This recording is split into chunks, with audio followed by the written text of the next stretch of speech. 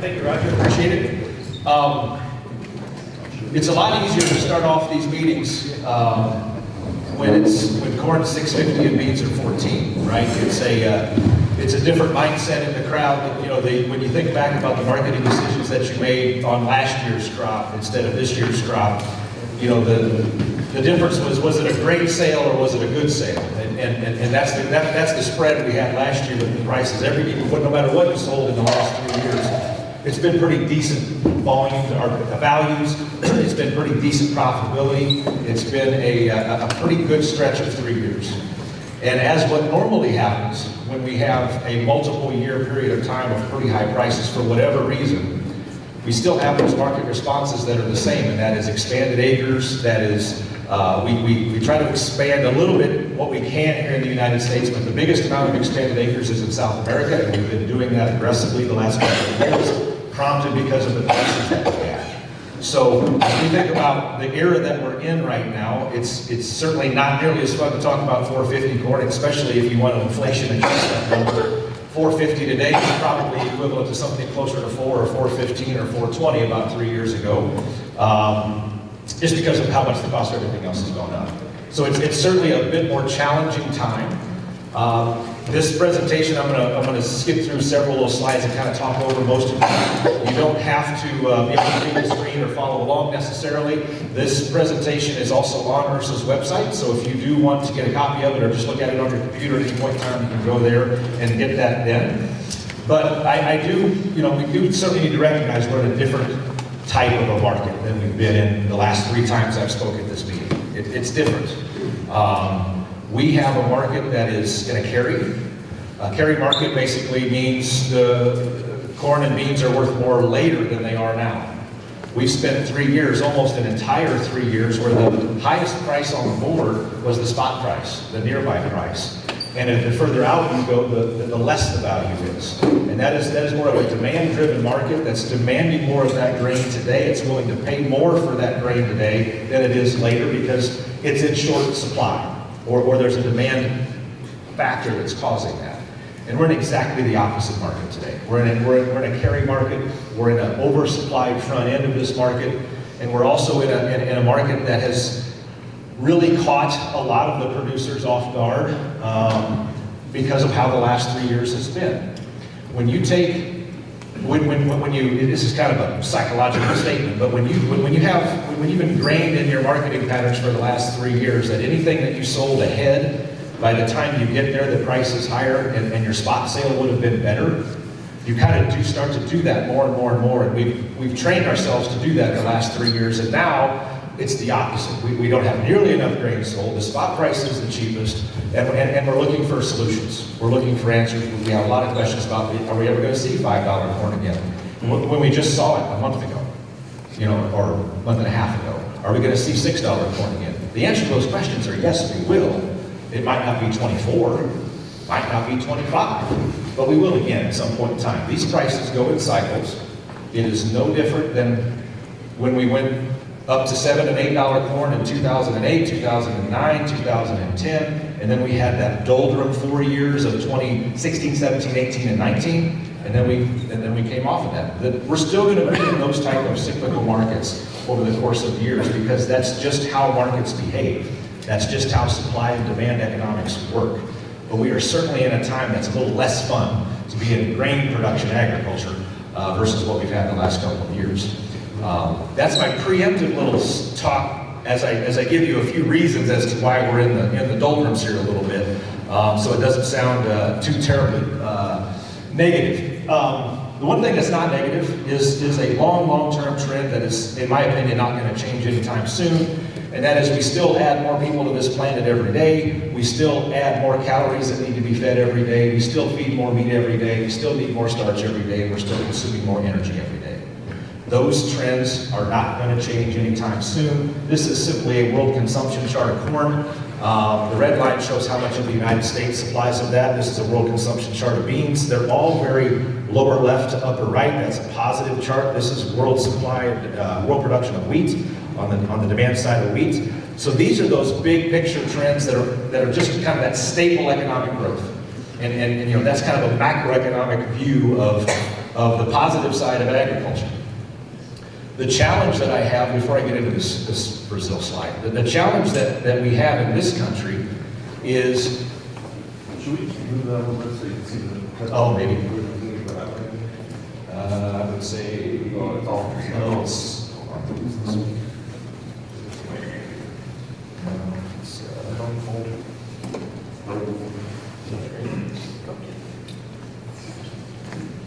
The IT department, I am not. Hey, look at that guy. While he's doing that, I'll keep talking because there's another point that I want to make. It has really to do with land values and what we see with land across the globe.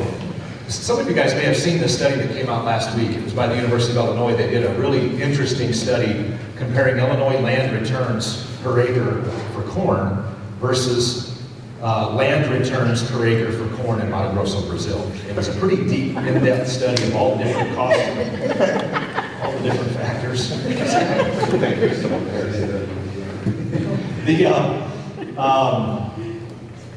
Lost the train of thought. Because I get this question all the time. How do me, a farmer in Illinois or Missouri, how do I compare to a farmer in Mato Grosso as it relates to profitability? And what you typically have when someone answers that question is a collection of single data points. Man, their land is so much cheaper down there. Man, their input costs are so much cheaper down there. But their average yield down there is, for the last 3 years, has averaged 97, 98 bushels per acre. So you really got to tie the whole thing together to say, is a Mato Grosso corn farmer making or losing money in relationship to an Illinois corn farmer? And the answer is, according to the University of Illinois study that they just put out last week, is that they're very, very similar. I was actually surprised at how similar they were, given just how diverse and different the entire cost structure is. It is true that land in Brazil costs half of what it does here, less than half of what it does here. It is absolutely true that input costs cost less than they do down here. They have significantly higher transportation costs, and they have significantly lower yields. So when you look at good land in Illinois versus the average land in the state of Mato Grosso in Brazil, and you compare those two things, you see a very similar return per acre. Very similar. And the reason I bring that up is because when we think about these first 3 slides, that's not this one, but the first 3 that showed corn, beans, and wheat all going up in production globally around the world, I think that trend continues because we're, again, continuing to add people to this planet, and we're eating more protein, we're consuming more energy, and all those things require more production, not necessarily more land. And the way I like to think about this is if you want to say how many people does your 1 acre of land feed from a food, fiber, protein, energy standpoint, the demand for that number of people to continue to grow is going to be a trend that's in place. And I don't know what the number is, but for example, if you feed 20 people per acre, we're going to need 25 in 10 years. We're going to need 30 in 20 years. The whole point to that little narrative was I still don't see land values going down. There's very, very little scenario that I can give you other than maybe a 1 or 2 year blip after we have a big acceleration in land prices that I see land values going down, especially in this country. It was talked about at our table while we were eating, and it's mentioned at every meeting that I go to. We will have less and less and less acres for corn and beans every single year going forward because we have a finite amount that is suitable for production, and we're continuing to use that finite amount for many other things. We talked about solar, we talked about windmills, we talked about urbanization, we talked about how much concrete we put over top of good dirt. That trend is not going to change. So the production, the productivity scores of every single one of the acres that we grow corn and beans and wheat on today is going to have to continue to keep going up. And that is not going to be a bearish scenario for land values. I'm not saying go overspend for land today, but I think if you look at anything you buy today and you compare it to what it's going to be worth 10 years from now, then you're going to look at it as a good investment. It's very difficult to come up with a scenario that land is not a good investment. So I do still have a very positive view about production agriculture. I think we're going to have positive times going forward, acknowledging the fact that it's not that great today. It's just not that great. And when I look at profitability at 450 with basis at 10 or 15 under, And we may see corn go to 425, we may see corn go to 4. It can absolutely happen. And many of those prices are going to start to go below costs of production. It's going to go below some break-even costs. It will likely happen. It may not last long, but it will likely happen. But we also have the flip side of that, which has been the last 3 years, and we're still going to see those cycles. So even though there's a little bit of bearish, not so great news in some of these slides, let's keep the big picture in context. We've been talking about Brazil quite a bit for the last few months because of how dry it's been down there and how significantly perhaps damaging this is to the soybean yield. And what I have here is 2 charts back to the right. The chart on the right is last year, the chart on the left is this year, and it's showing the growing season rainfall to this date, actually through the middle of December. So when you look at the left, you're going to see an extremely dry 2023. It's about 1/3 of normal rainfall. Last year was about 3/4 of normal rainfall. It was about 6 to 10 degrees hotter than normal over that period of time. And it's very, very similar to what happened here in the United States in April, May, June, how dry it was in April, May, June here. We got some just-in-time, very saving type rains at the very end of July and into August. And that is exactly what's happened in Brazil.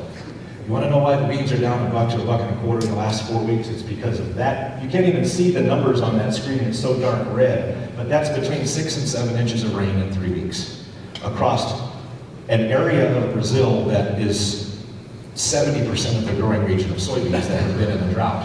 And it is equivalent in their growing season to being a last week July, first 2 weeks of August rain after being as dry as they were, just like we were April, May, June, or May, June, July. So they have had a very much saving rain, very similar to what we had this year. If I would have took a poll of this room on June 10th, June 15th, June 20th even, what do you think your corn yields are going to be? What do you think your bean yields are going to be? I would probably get a large amount of hands going in the air to say it's going to be a rough number, right? It's going to, if my APH is 200, I hope I make 150. Those types of numbers. If my APH is 50 on beans, I hope I make 45. That's the discussions that were being had in the middle of June this year. That's the same discussions that were being had in November and December, early in Brazil. And it's almost a carbon copy of what happened in the United States in late July and August. I'm kind of staying big picture here for a moment, then I'm going to get into a couple of specific items. One new topic, I have not talked about this, I don't think, at any of these meetings in the last 11 or 12 years, is the Panama Canal. The Panama Canal is creating a lot of challenges for U.S. exports today. If you have time, there are several very good quality 10-minute videos you can find on YouTube or something like that explaining how the Panama Canal works, and I'm not trying to get too deep into the weeds with what the Panama Canal is. I'm going to try to explain what the issues are. And the issue is we have really almost cut the capacity of the Panama Canal in half versus what it normally does. And it's because of low water in the man-made lake that feeds the water for the Panama Canal to lift the vessels through the locking systems. There's 7 locking systems that run through the Panama Canal to move from Atlantic Ocean to Pacific and Pacific back to Atlantic. And what it does is you take a vessel that's loaded out of New Orleans, if you sell that vessel anywhere to Asia, which we sell a lot of grain to Asia, if you do that and it goes through the Panama Canal, it takes about 11 or 12 less days than if you went all the way around South America to go into Asia. That's a big freight savings. That's the value of the Panama Canal. It's also the value for someone like China that makes anything and everything, and they send those cargo ships through the Panama Canal to come into the east coast of the United States. They save a lot of that vessel time. Normally, we see about 40 vessels that would go through the Panama Canal in a day. Total vessels, total products. Number 1 products is petroleum products. Number 2 is cargo ships. Number 3 is grains. In the last month or so, I can count on one hand the amount of grain ships that have gone through the Panama Canal. It's been all precedent has been set for the petroleum products and the cargo ships. So our grain that we're loading today, the barges on the river that are going to New Orleans, that are going anywhere into Asia, are going around South America for the most part. And that's adding in the neighborhood of 40 cents a bushel of cost. And that hurts our competitiveness because of that.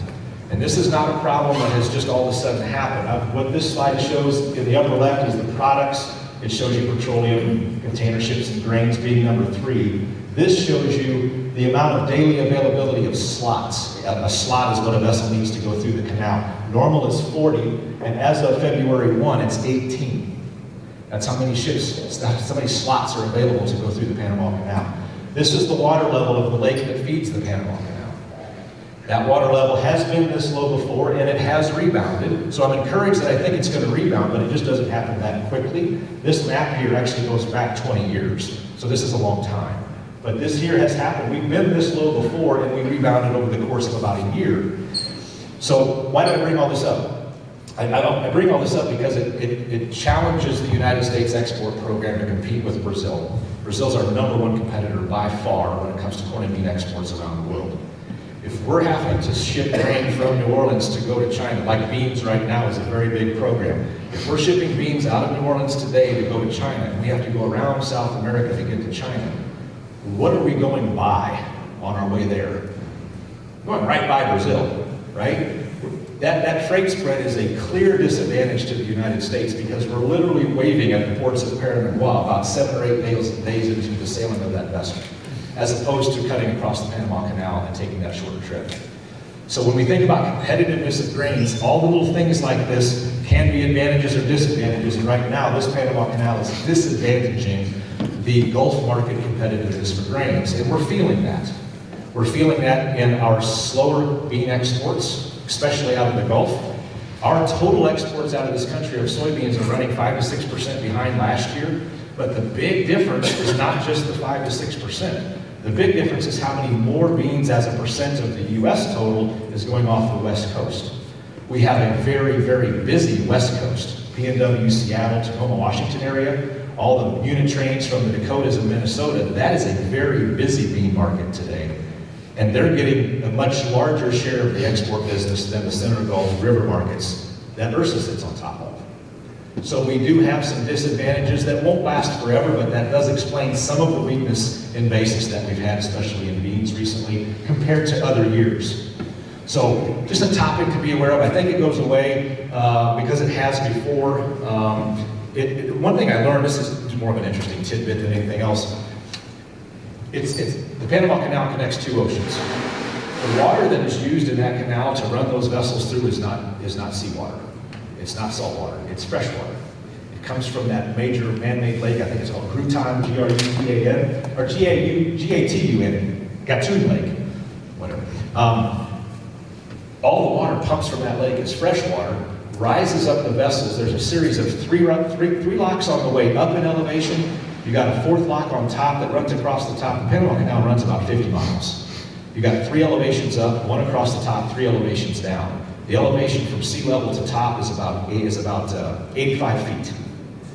And so when you run to the top of that, you have a full canal chamber full of fresh water that then all washes out into the ocean on the way down. And then we refill it again with more fresh water from the lake. And that lake is what's really low. That lake is where we're sitting at right here, and they're restricting the water flow from that lake, which is causing the shortfall. Yes, Going around South America, comparing this time of year, 6 months from now, would this be the time of year you're going around South America on weather patterns? I'm not sure about that. I don't know that vessel shipping lanes as they go through the ocean, I don't know that they alter their routes very much because of weather patterns. They may specifically try to move around a hurricane if they know what's coming, but I don't think they change their normal routes based on like ocean weather or seasonal weather patterns necessarily. I'm just looking at it as the cost of that extra 10, 12, 15 days when a vessel charter typically runs anywhere from $220,000, $230,000, $250,000 a day is what some of these charters are, and you added 10 days to that trip, and what that means cents per bushel. I mean, it's most of the grain the Gulf loads that goes to Asia in the past goes through the Panama Canal, and today very little of it is, and it is hurting us. But if you want to jump the queue, Brian, what's the cost to Jump the queue. So there's been some articles about it. So before Christmas, there were container vessels of all the Chinese Christmas gifts, okay, the container vessels of boats coming from China that were going to have to wait 10, 11, 12 days to get through the Panama Canal, and it might have been a 2 or 3 day wait, they literally paid $1 million+ just to jump in front of the line in order to get to the U.S. in time to get the stores to get, you know, it's more than just Christmas gifts, but it was the time of year for Christmas. But it's been $1 million+ price tags to jump in front of the line 2 or 3 or 4 days. You know, a vessel goes in front and they pay the other vessels to get in front of the line. So it's been a big deal. Let's talk about the U.S. weather. I got one slide very, very quickly on it. We are a little bit better from a moisture standpoint going into this winter than last winter. It doesn't necessarily mean we're going to be a lot better going into the spring. This is not a time when a drought map like this means that much, but I do like to show the year-over-year comparison. This is 23, or this is December 27th of 2022, but this is basically a year ago, and this on the left is this year. The two states, however, that do have about as much of a concern about dryness coming out of the winter this year versus last year is Iowa and Missouri.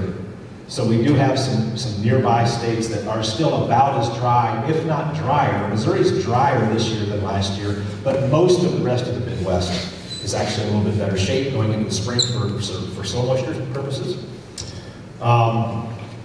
Let's talk a little bit about specifically corn, U.S. corn, some U.S. prices, a few strategy ideas as we think about all the old crop corn we have left to market and some new crop ideas. So I've shown this slide many, many times before. I usually show it in every presentation. It's a very simple S&D for about 10 years. This is this year's supply and demand table. We have a stocks to use ratio, which is the number one row on this table. It shows what our ending stocks is as a percent of our total use. We are at 14.7% compared to the last 3 years that were 8.3, 9.2, 9.9. Those last 3 years had much higher prices because we had a much tighter supply of corn. Some of that tight supply was export demand driven to China, export demand driven because of the Ukraine-Russia war, and also just below trendline yields 2 out of those 3 years. And other than 2021-22, the acres were on the lighter side, especially last year at 88.6. So we did not have a real robust corn market supply side, and we were tighter, so we had these higher prices. At 14.7, here's the 4-year period of time before this major high price period of the last 3 years. They're very similar to where we are now. They're in the 14-15% range.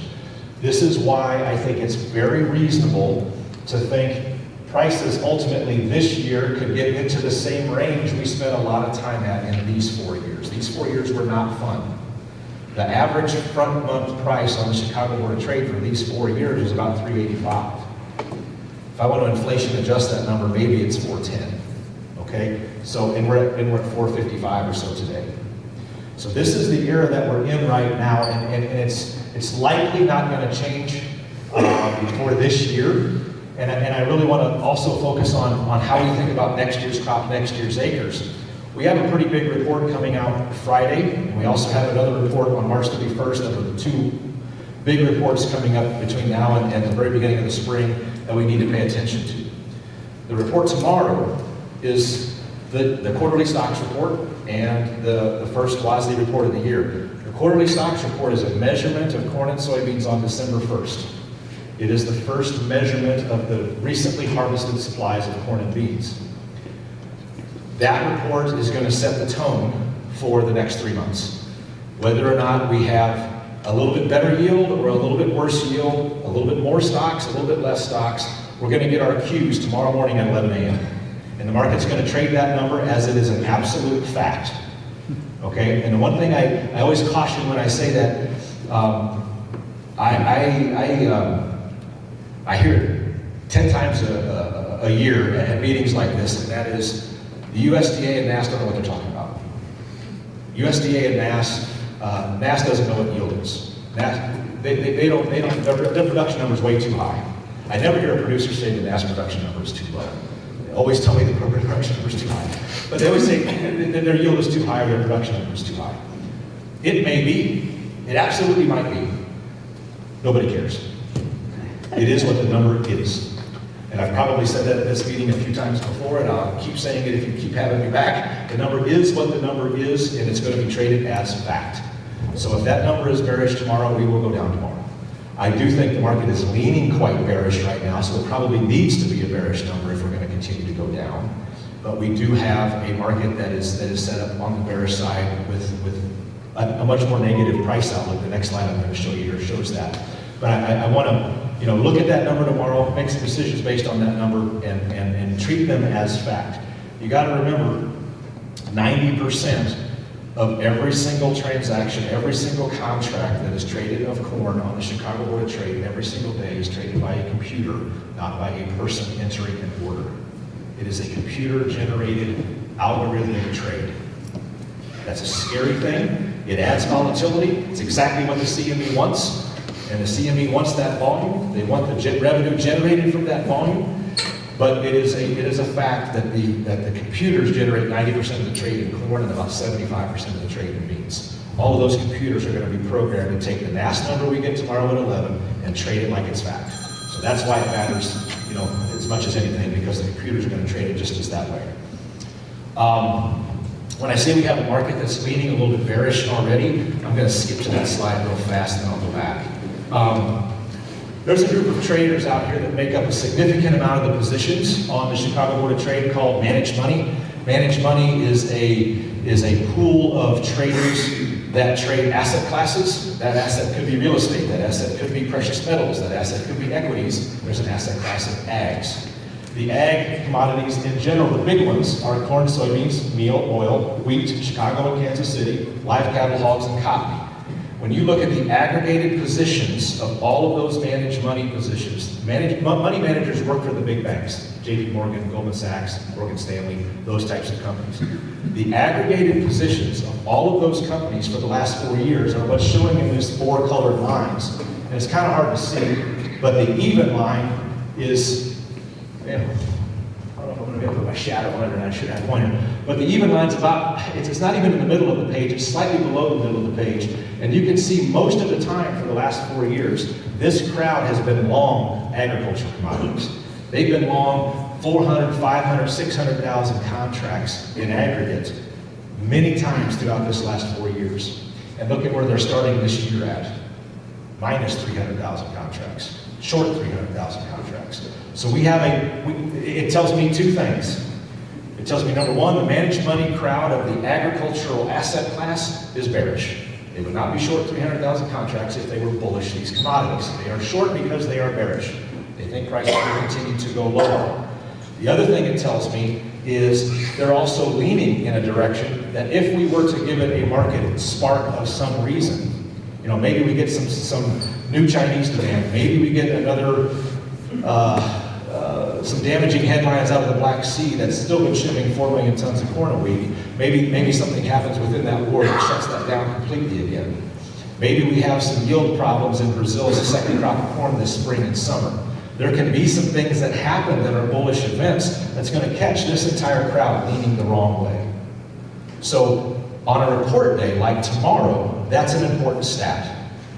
We have a set of assumptions about what tomorrow's report is going to say. We think yield's going to be about unchanged, ending stocks. They're not really expecting ending stocks to move much. And if we get a slightly more bullish number than that, we could see easily corn up 15 or 20 cents tomorrow, because this crowd that's short 300,000 contracts is wrong. So we do watch those, especially on big report days, to see where the volatility leaning is. And right now, the entire market's leaning bearish. And if we catch them leaning the wrong way, then as a group, it does tend to give us some positive surprises at times. Big changes year over year. This is the exact slide that I showed at this meeting last year that was comparing the 2022 harvest to the 2021 harvest. And you can see in the western states, we had 604 million less bushels. In the eastern states, we had 425 million less bushels. It was over 1 billion bushels inside those 2 red boxes that we grew less in the harvest of 2022 versus the harvest of 2021. This is the slide I showed last year at this exact meeting. This is this year's slide. have 873 million more bushels in the West versus last year. We have 389 million more bushels in the East than last year. And in the entire country, we have 1.5 billion more bushels of corn grown this year than last year. That is larger than the entire ending stocks of last year. This is the ugly number of corn. This is the 650 to 450 price drop in corn. It's these two slides combined.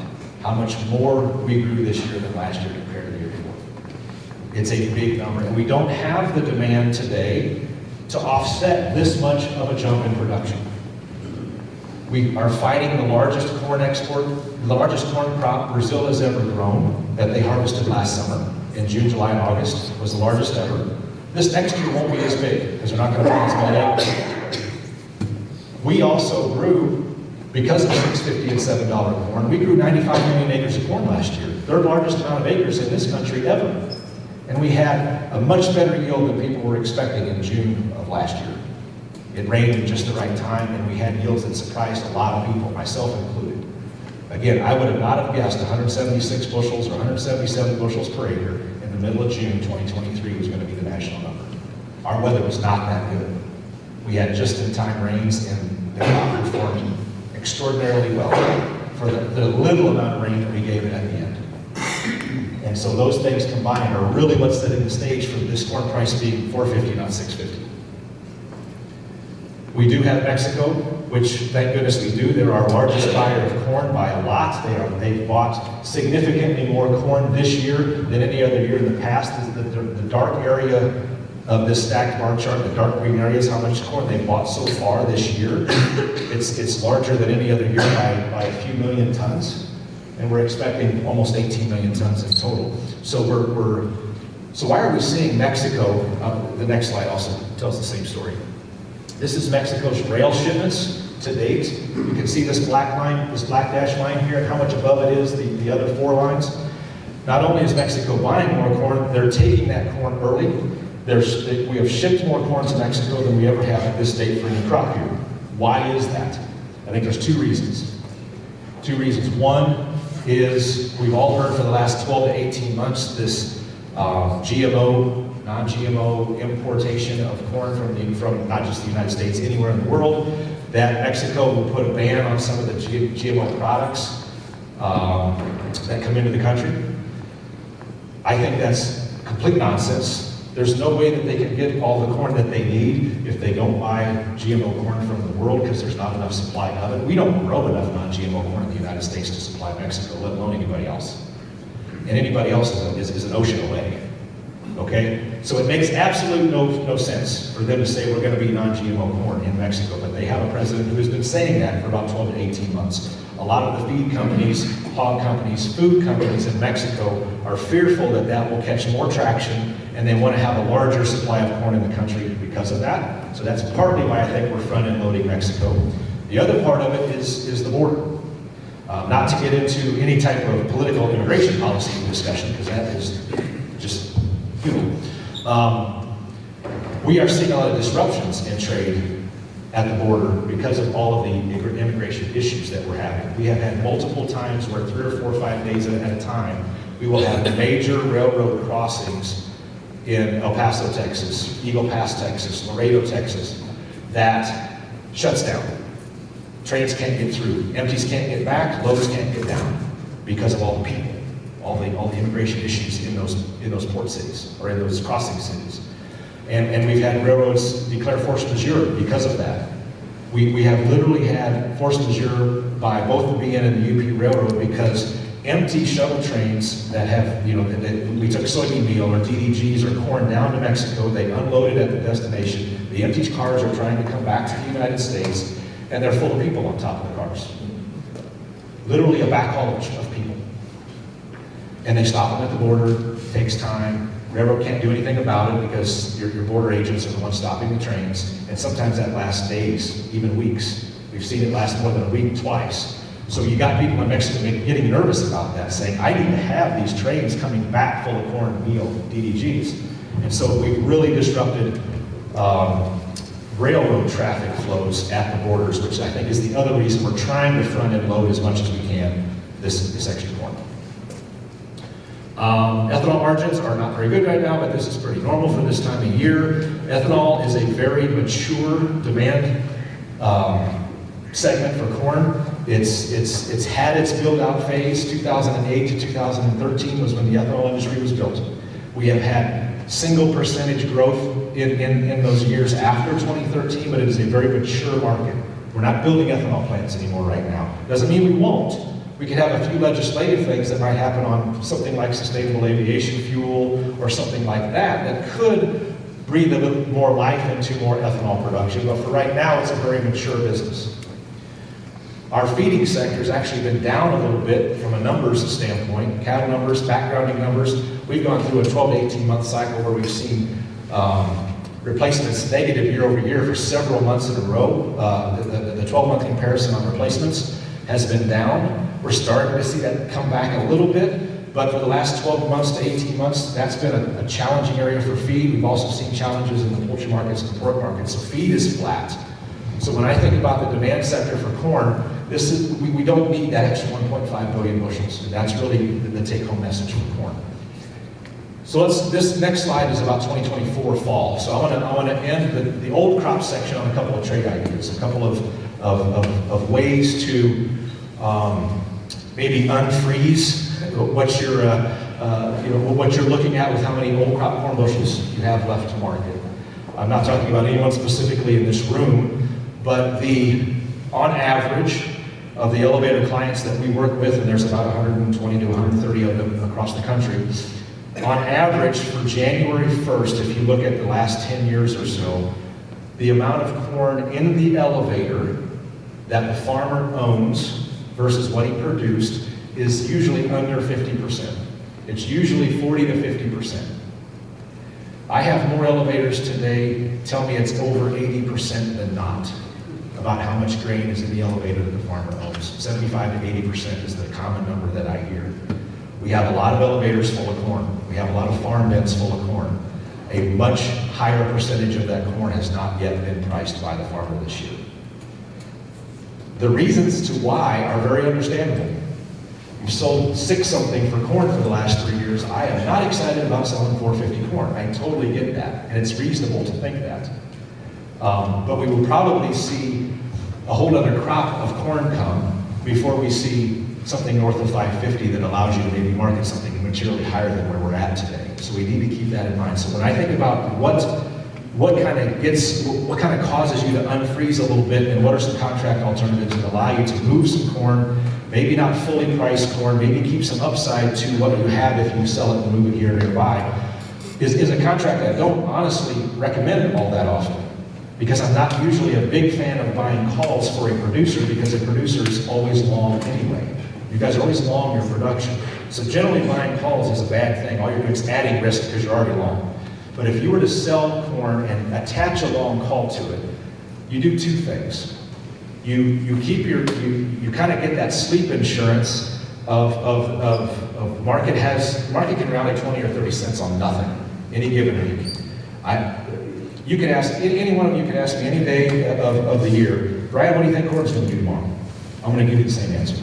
I have no idea. Zero. It could be up a dime, it could be down a dime. Don't know. I might tell you why I think corn might be a little higher in 6 months from now because of some reasons, but on any given day, this market can do whatever the heck it wants. And we could see a 20 or 30 cent rally in corn, maybe because of the number we see on Friday. And I know, because I talk to a lot of farmers in settings like this, I know how to pick the low in the market. The low in the market, because you guys tell me. You guys tell me when the low in the market is. No matter whether you're a farmer in Nebraska, Indiana, or Illinois, or Missouri, you guys tell me when the low in the market is. And that is the day you sell corn. Every one of you tell me that. So you guys are great about it. Obviously, I'm joking. But my point is, there's a fear of it being the low. We've made lows a lot in the last few weeks. And you're like, my God, I'm not selling today. We made a new low. It might be the low of the year. You know me. That's what I do. Okay, then do a minimum price contract. Do a GMP, a guaranteed minimum price, sell the grain. It also locks up the basis, and I'm going to talk about basis in just a second after this. But the minimum price contract is cheap right now. Volatility is low and calls are cheap. So you can spend anywhere from 6 or 7 cents up to 10 or 12 cents, and you can have upside participation in the market for 30, 60, 90 days. It all depends on what you want to do with it. You can sell it, you can move it, you can lock in the basis. Logistically, it helps out. You're not back-end loading the entire summer, having to ship all of your corn in 2 months at the end of the year. It also takes quality risk off the table. It also sets basis. I think basis risk is going to be huge this next summer. So a minimum price contract today makes a lot of sense to me for your old crop corn. And there's not many times I would tell you to do that. It's because of how cheap the calls are, and it's because of how low the market is today. And I think we can go through the spring and go through the rest of the winter and early spring and have a few pops in this market that get us up 30, 40 cents from where we're at today. We can absolutely do that. We've beat this market up hard. A 30, 40 cent rally is nothing. And if you can move it 2 weeks ago and the market rallies 30 or 40 cents, you sell that call, you add that to your price. It's a very simple contract to do. Basis risk, I just talked about that real quick. I am fearful that corn basis this summer will be one of the lowest corn basis levels in the summer that we have seen in many, many years. Because I have elevators full of farmer corn that is still 80% owned by the farmer who doesn't want to sell it. The most likely time that those bushels kind of get given up into the marketplace is after the crop is planted and maybe even after pollination, and that window of time is too small for 80% or 75 or 70% of the farmer's corn to all get jammed into the marketplace. That is not going to affect the board that much. The board is going to be affected by weather and what's going on in Brazil and what's going on everywhere else in the world. The basis in Illinois is going to be affected by how many millions of bushels does Scott Meyer wake up buying every day in July.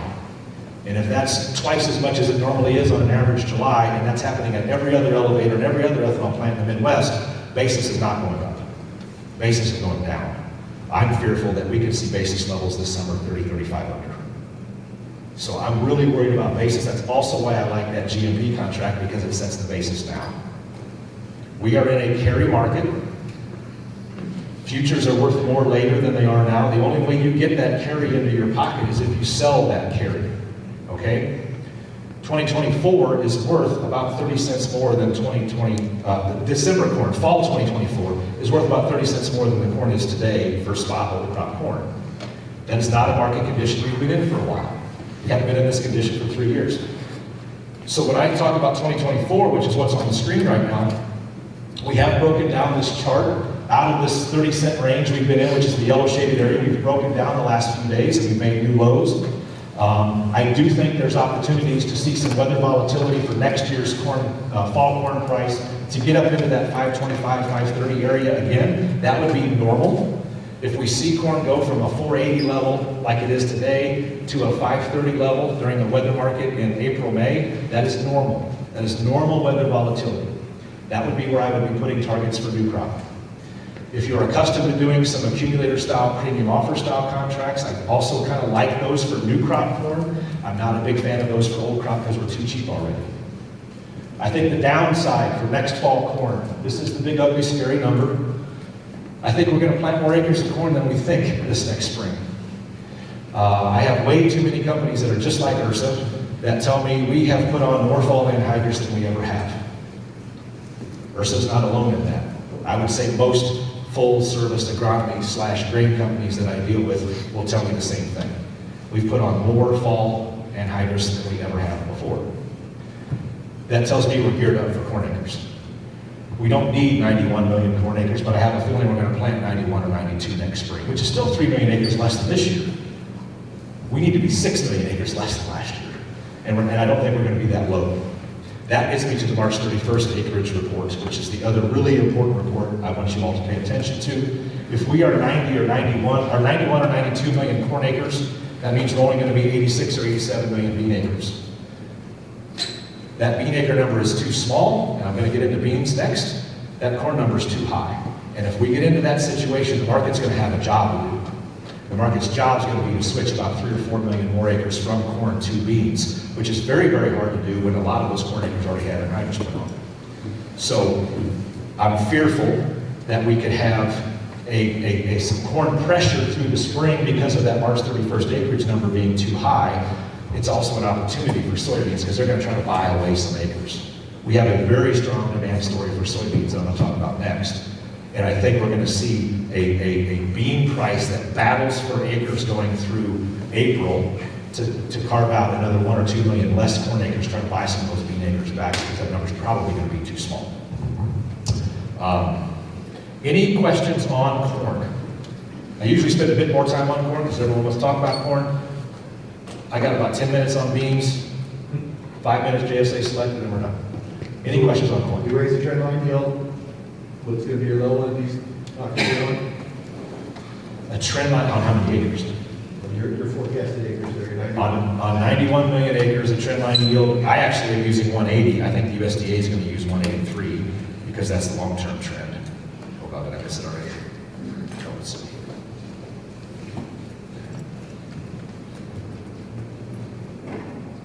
Where's it at? Hold on. I promise it's in here.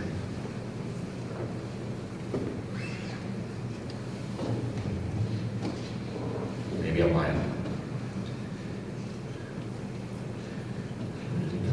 It's right there.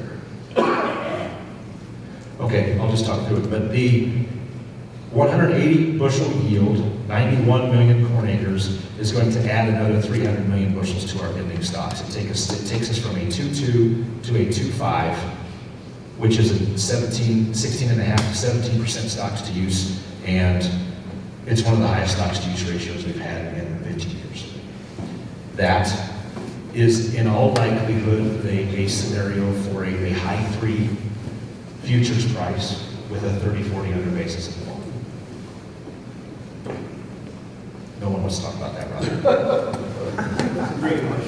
It's a great question, but nobody wanted to hear the answer. Sorry, I thought I had a slide on that. But that's if everything goes well. Of course, we can have weather volatility. What I want to encourage, my last comment on corn marketing is just more about style than it is about pricing. The market has completely flipped to where the most rewarding sales as we look forward are going to be the sales you make ahead instead of the spot sales. If you make spot sales, nearby sales, hey, I'm going to sell you 50,000 bushels of corn and I'm going to deliver it next week. That's a spot sale. Those have been the best sales to make the last 3 years. If you make those types of sales for the next 12, 18, 24 months, I think those will be the worst. We need to be looking ahead and trying to sell that carry in the market. I think beast corn is going to be worth $5 again. It was worth $5 just 2 weeks ago, 3 weeks ago. I think we're going to get back there. We need to make that sale even if it happens in February or March. And we haven't been doing that as a group in general the last few years because that's not been the structure of the market. So I do think we need to look ahead at forward sales. Anything else on corn? Yes, sir. On perfect scenario, how long would it take for aviation fuel thing to get to close to the mature market? I won't even use the word mature market. I'm going to use the word where we can get some viable volume and we can start to see it move the needle on demand, which is still going to be a little bit immature, but at least it's got an off-ramp and we start doing some volume that means something. I've been to 3 sustainable aviation meetings with some oil companies in the last 6 or 8 months. It is a very hot topic. It is today about $3 a gallon more expensive than conventional aviation fuel, which is always the case when you bring a new commodity into the market. And we get more research and the cost goes down and the cycle happens. If you were to ask that question, which the group that I was with has, to a Valero or to a Marathon or to a Phillips 66, they're going to tell you about 3 years. About 3 years. Another question along the same line of sustainable aviation fuel is, what's going to be the most prevalent feedstock that we use? Today, the conversions for sustainable aviation fuel or green aviation fuel are best with soybean oil. And soybean oil, or vegetable oil, I'll say vegetable oil, not just soybeans. It could be canola, it could be palm. But it's a vegetable oil. But vegetable oil already has this big demand center called renewable diesel that I'm going to talk about in the bean section. There is a pathway and there is research, and it has been done in a lab, to convert ethanol to sustainable aviation fuel. The way the market is set up today, I would prefer it to go down the ethanol route because we're getting really heavy corn bushels and we need that extra demand on the renewable fuel side. So there's two parts to that question. One, I think we're about 3 years away from being a meaningful amount. And number two, I'd really like to see us start to lean more towards ethanol as the converting feedstock that comes from corn than vegetable oil feedstock or bean oil that comes from soybeans, because we've already got a big demand boost coming in soybeans. But we're a ways away. We're a ways away. In research terms, 3 years is not that far, but when you're looking at 440 corn, 450 corn, and we're looking at something ugly for a while, I'd like it to be here today, you know what I'm saying? But it's about 3 years away. Anything else on corn? Okay, soybeans. Much brighter story, much more balanced S&D. We do have a carry in the market for the next two options, then we go inverted in the market next summer, which tells you something different is going on with soybeans. Let's look at the ending stocks to use ratio, 5.9%, last year 6.2, 6.1 the year before, 5.7 the year before that, and then we get into 13.2 these other years. These were trade war years. These were the years that China didn't want to buy any US beans because we were in a trade war with them. So the first question, if I was in your chair, and I see this 5.9%, and I see beans at $12.50, and I see this 6.2 and this 6.1, and most of the prices in those 2 years, beans were 13.5, 14, 14.5. Why are we so much lower with this stocks to use ratio still being that tight? The reason is, the only country in the world that is tight soybeans is the United States. We have more beans in Brazil than we've ever had. We have more beans being bought by China than we ever have. It's just not coming from the United States because we're using them more for processing. We are behind on our soybean export sales versus the last 3 years. Where we are tight is in the United States. Where I think we're going to see that tightness is in soybeans spending some time inverted and soybean basis getting elevated because it is a U.S. market tightness, not a world market tightness. Remember, the Chicago Board of Trade price is a world price of beans. The number one producer of beans in the world for the last 8 or 9 years has been Brazil, not us. And they're continuing to grow almost record crops year after year. This year probably won't be a record, but the combination of Brazil and Argentina this year will be a record for South America. We have plenty of beans in the world. We are just tight in the United States. This is our soybean sales to China that are running a little behind. Here's the big demand center in the United States that has been popping up. These are crush plants that are going to be built in the next 2 years. Some of them are almost done.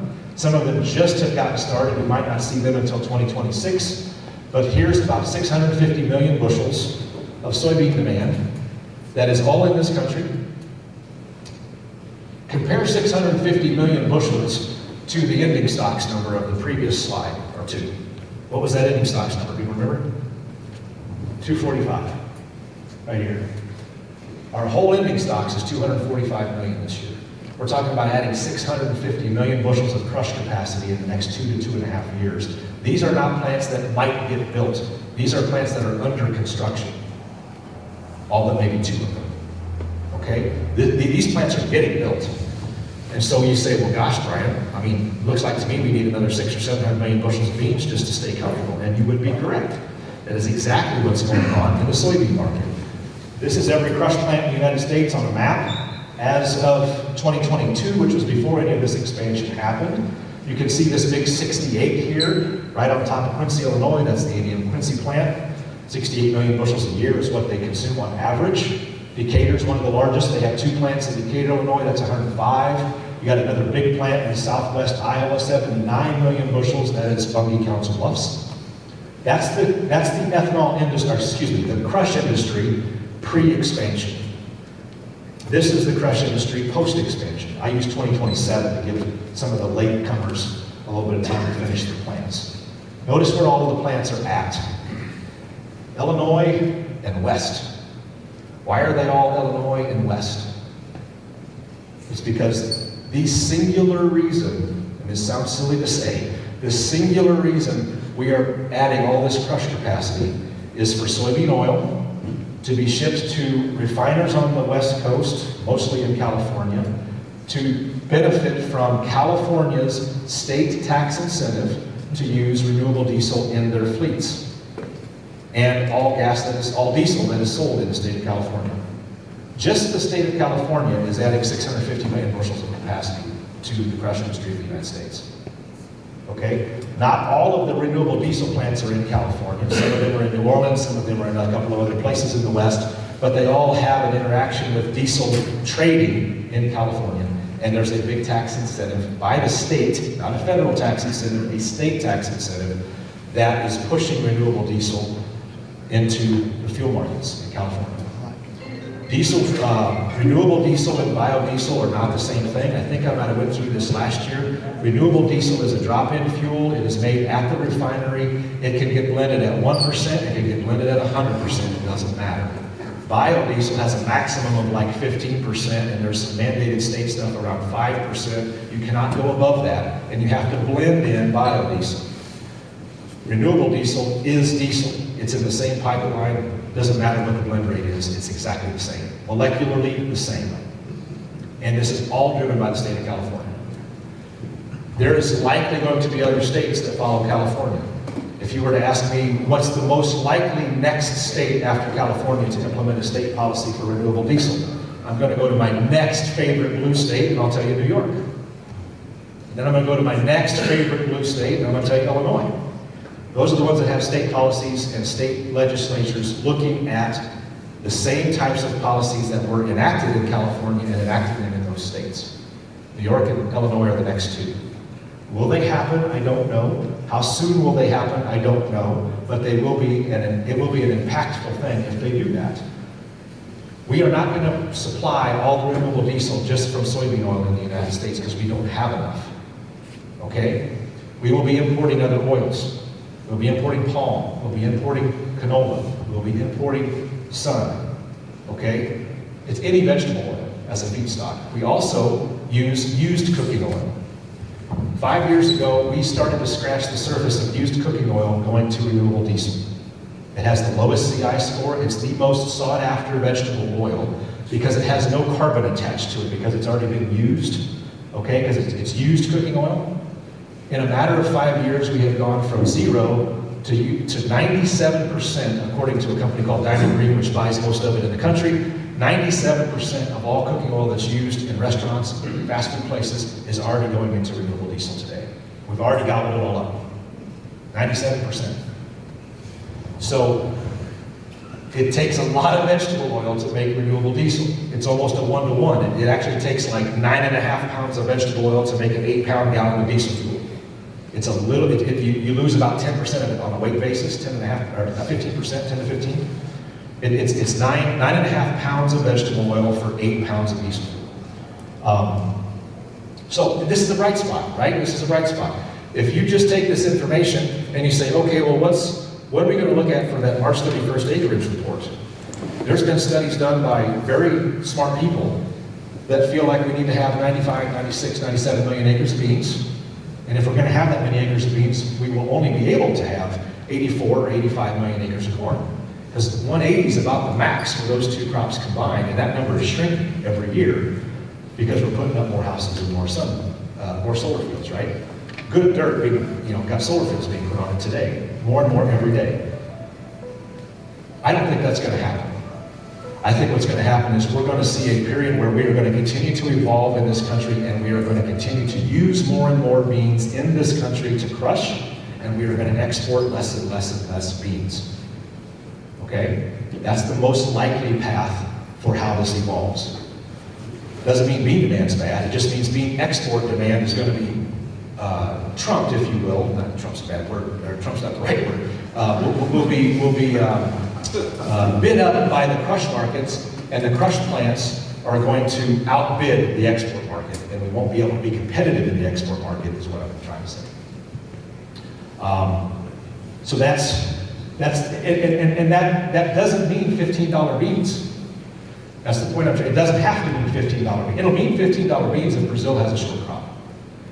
It might mean $1 over basis a couple of years from now, because basis is going to drive the domestic price, cash price of beans if the demand is that strong for these new crush plants, which it will be. Okay? That's the bright spot of soybeans.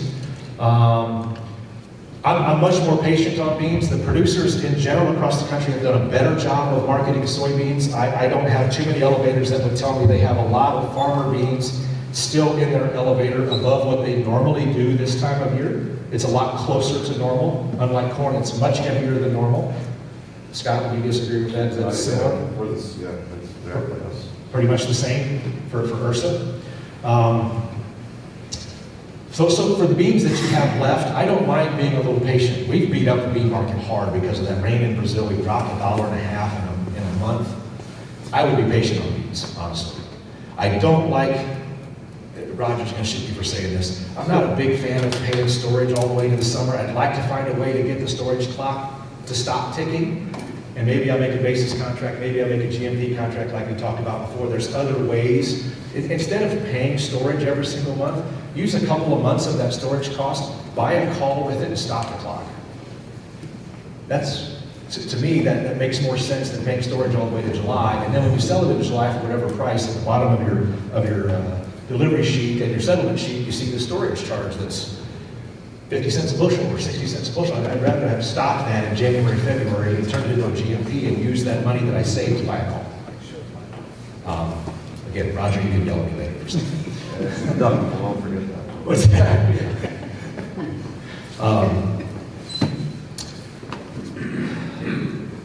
Anything else on soybeans? The main story is renewable diesel. I mean, it's kind of the story in the United States. When you want to talk about flat price, it's Brazil. The most important weather market of the year is from middle of November to the end of January. It has nothing to do with when the U.S. is growing beans.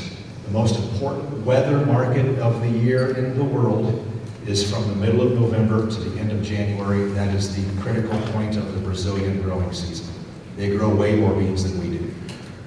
I could put a dozen charts up there that show you how much more they grow, but that's why their weather is more important than ours for soybeans when it comes to price volatility on the Chicago Board of Trade.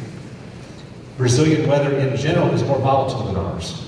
I am expecting bean volatility in price because Mother Nature is more volatile in Brazil than here on average. It's a lot closer to the Amazon, a lot closer to more volatile swings in weather than we are. So I just anticipate more volatility, and I'm not excited about selling the bean price today after this kind of price drop. I'd rather be patient. GMP contracts don't make a lot of sense. Just bean calls cost a little bit more, but I still like it. Anything else on beans? Brian, what's trend line yield on beans? Trend line yield on corn's increased by how much year over year? How much on beans? Beans are about corn is about 2.1 to 2.2 bushels per acre per year. For a shorter term trend, when you do the 30-year trend, it goes to like 1.9. So it kind of depends on what you want to use. For beans, it's been increasing. Okay, we have been saying 0.4 bushels per year, but if you look at a 10-year trend, it actually is up more like 0.5. So it's just for round number's sake, it's half a bushel. And so for 2024, that number's going to be what? Probably 52.5 is what we're going to start with from the USDA after a 50.5 to 51 for this year. I'm not exactly sure. Can't remember what this last year's was. It's on this previous slide. 49.9. Sorry, it wasn't even 51. We've only been above 51 twice. So it's probably going to be 51.5, maybe 51.8, something like that. Last thing I want to talk about is the pricing program, JSA Select, that we have ran here for, this is going on our 12th year. Ursa is one of the original people that have been in this program. I want to go over this year's performance. Corn was a challenge for us this year. Many of you are in this program. I'm going to explain what we did. It's not an excuse, it's just explaining what we did. Our bean performance was okay. We were more patient on beans and had some decent results ultimately on beans. But I want to go through our corn performance just because I simply want to explain everything we were thinking and the major mistake that was made. This is rainfall from April 1st to June 25th of this last summer. In Illinois, it's about 30 to 40% of normal. In Missouri, it was 20, 30, 40% of normal. Eastern Iowa, 20, 30% of normal. Well below normal for rainfall. The crop conditions for corn on June 26th in Illinois was 26% good to excellent. That's one of the lowest we've had since 2012. 31% good to excellent in Missouri, also one of the lowest we've had since 2012. That was this past summer. And here we are in the middle of June. I've got a couple of different years of prices on here. This is 2013, which is a very analog year that we were comparing from the very beginning of last year, thinking that 2013 was going to be a great year to model this year after, the 2023 fall. And it was. It was a perfect year, with the exception of what happened in June. 2023 is a year that came off multiple years of high prices. 2013 was a year that came off of multiple years of high prices. We went from $5 to $6 corn all the way down to low to mid $4 corn over the course of the entire year. When we got to June, right here where this dashed line is at, you see that purple line that comes in, or pink line? That was the day that we made some re-ownership decisions for corn on the JSA Select program. And we thought we had now entered a period of time that was going to look more like 2012, when we were at the middle of June last year. And we thought that the price was going to go more like the green line, which peaked in August. We see peaks in August in drought years. We've historically seen that in 1988, we saw that in 2012, etc. We were following to a T our plan from last year at this time. You see these yellow stars? These were the points in time that we made sales on JSA Select corn last year. 1-year program, fall, winter, summer, as well as the 2-year 24 program. We were 100% sold in the beginning of June, and this red star that's popping up on the screen was the day that we finally threw in the towel and said, this is a real drought. This is a real deal problem. I am spending more time on the phone buying back contracts for the fall than I am hedging. We're having more conversations about why are you 100% sold, even though we don't really listen to any producers that call in. We try to make our own decisions. But on that day with the red star, we bought back a large chunk of corn between calls and futures. Our prices before that day were $5.30, $5.40, and $5.45 for fall, winter, and summer of this crop year that we're in right now. If we did nothing on that day of the red star, if we did nothing, that would have been the prices for JSA Select. $5.30, $5.40, and $5.45. We bought corn in a couple different ways on June 19th. 9 days later, we all see the chart, we all know what happened. Every single bushel of corn that was in the program lost 60 cents from that price that we had set. We went to 470s, and we've got back a little bit. We got back to 480 in the winter program, and we're at like 490 something in the summer program. But we lost 60 cents collectively. I say we because we made the decision. You guys have bushels enrolled. It's your loss as well. I fully understand that.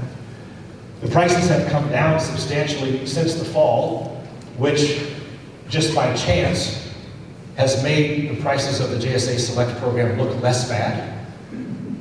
But it was still a year that we had plenty of opportunity to sell mid $5 corn, and the 9-day period is what really hurt the program, really hurt the decision that we made that on that day, and ultimately 9 days later getting out because the market just totally went away from us, was the difference in the program.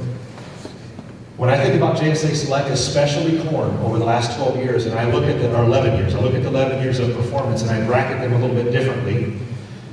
I'm not looking at performance versus the delivery period. I'm not looking at performance versus the pricing period. I'm looking at both. JSA Select does better in carry years than inverted years, because selling ahead in carry years is more advantageous than selling ahead in inverted years. Inverted years are significantly more volatile. We are in a carry year. I do think there's a big advantage in selling bushels ahead, whether you are enrolled in JSA Select and we do it, or you do it yourself. I really want to encourage you to look at forward marketing more this year than you have at any point in time in the last 3 because of the structure of the market. But I fully want to explain, again, not an excuse, but explain what happened in June that made our price much more challenging. I had no inkling in the middle of June. This is a yield chart for every state over the last 23 years. That top black circle is Illinois, which is 203. That number still might go up again on tomorrow's report. If you'd have told me what's the over-under line on Illinois yield on June 19th, I'd have probably said 185. And it's 203 and maybe getting bigger tomorrow. Just because, we gave the Illinois corn crop a third of its normal rainfall and a nice shot at the very end, and we had the third largest Illinois crop of yield by yield ever. Would have never ever guessed that in the middle of June. So that was the condition that really caused us to do what we did, and then ultimately the price for JSA Select being on the poor side for this year's corn. Here's the long-term performance of JSA Select over the 11 years that we've had it. It actually started in 2013. This is 11 years of corn price. This red dashed line is the median price, which means 50% of the daily closes are above it, 50% of the daily closes are below it. That is 385. When you look at the blue dashed line, that is the average or mean. That's taking all the days in 11 years and dividing it by the number of days. The day's prices and dividing it by the numbers of days. That number is 446, and our average price for all delivery periods each year for 11 years is 467. So I still feel that this program has value. I think it has a little more value in carry years than inverted years, just because of the volatility that it provides. I still think it's something that you should be involved in to stay on top of the market, see what somebody else is thinking. I still fully believe in the program, and I appreciate the fact that URSA does too. But it's ultimately every single year it's your decision on whether or not to enroll some bushels in this program. But that's performance history and a little bit of an explanation of this last year. Beans, again, were a little bit better. If you look at the bean performance, especially the winter, the later beans are getting better and better because of how far beans have dropped so hard. Bean performance is also a touch more volatile just because bean prices are a touch more volatile. Sign-up deadline is the same date every single year, January 31st.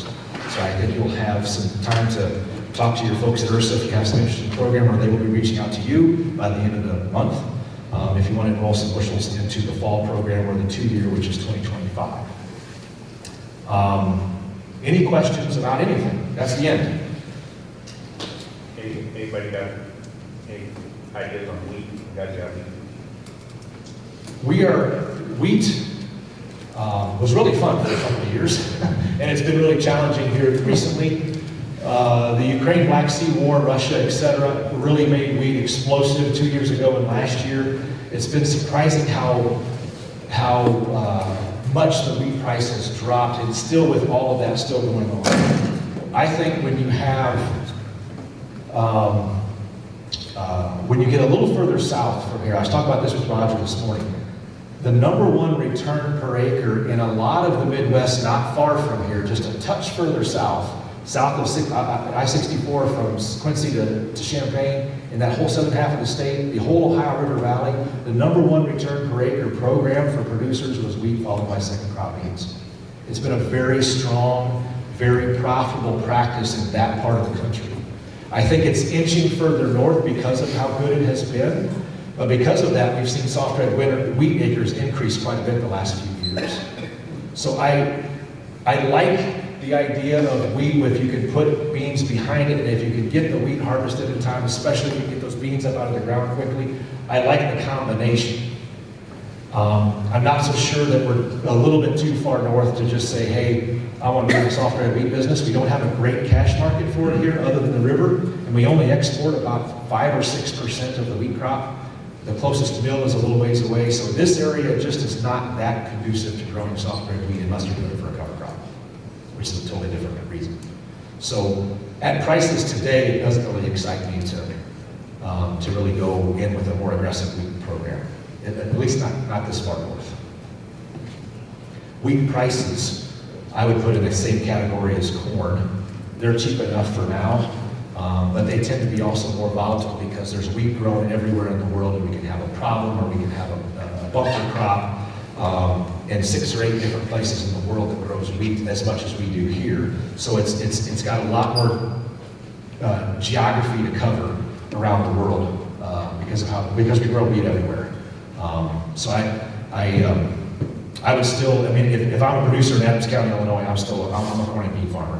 I don't generally mess with wheat. So why has wheat been going up the last couple months? It's like they're working up all the time.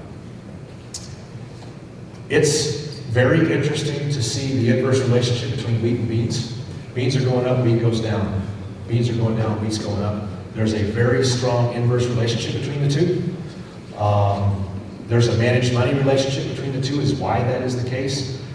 What I don't like about wheat continuing to go higher is we are not seeing the weather problems that we would typically see in an El Nino year. We are in an El Nino year now, which normally means drought in Australia, drought in Eastern Europe and Russia, and we're not seeing that.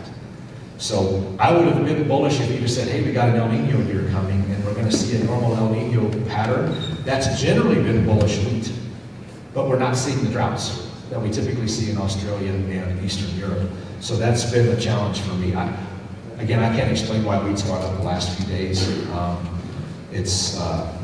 We did have a big Egyptian tender this week, but it all came from Russia, no surprise. So there's not a lot of reason for wheat to continue to go up another buck, let's say. I don't see that happening. Brian, does Ukrainian production even matter?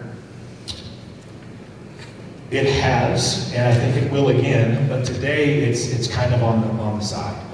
Ukrainian production before the war started was a record. It was about 47 or 48 million tons, and they exported almost 30 million tons of their production, well over half. Since the war started, that number has been cut in half. So if we were to magically end the war and Ukraine would go back to where they were as an independent country, which I don't think is going to happen, quite frankly, as much as I hate to say that, I think what's happened there is going to have a much longer lasting impact. But let's say it just reverts back to normal next year. That'll be a bearish input because we will plant more acres. We will have more confidence in financing those acres. The global banks will finance that Ukrainian farmer, which they're not willing to do today because of the risk. And their production will go back up. And now it's a competitor to our exports. But I think we are going to have a longer, drawn-out war continue with Russia. That's what Russia does. I mean, if you look at history, Russia doesn't get in and out of the war in months. They get in and out of the war in maybe 3, 4, 5 years. They are trench warfare type. And that's exactly what they're doing in Ukraine. I think we're going to be talking about it for quite some time. Any other questions? I am going to be getting as close to Chicago as I can before the end of the night. So you can all question my sanity. I have several meetings up there in the next few days that I am still going to try to make happen. So I'm not going to stick around until the last one of you leave. So if you do have questions, please let me know or come up and after, right? Pretty quickly, because in about 5 minutes I'm probably going to be out the door. So again, don't question my sanity based on that decision, because I know it's not smart. I'm going to get up there before it gets even worse. Thank you, Brian. Thank you, guys.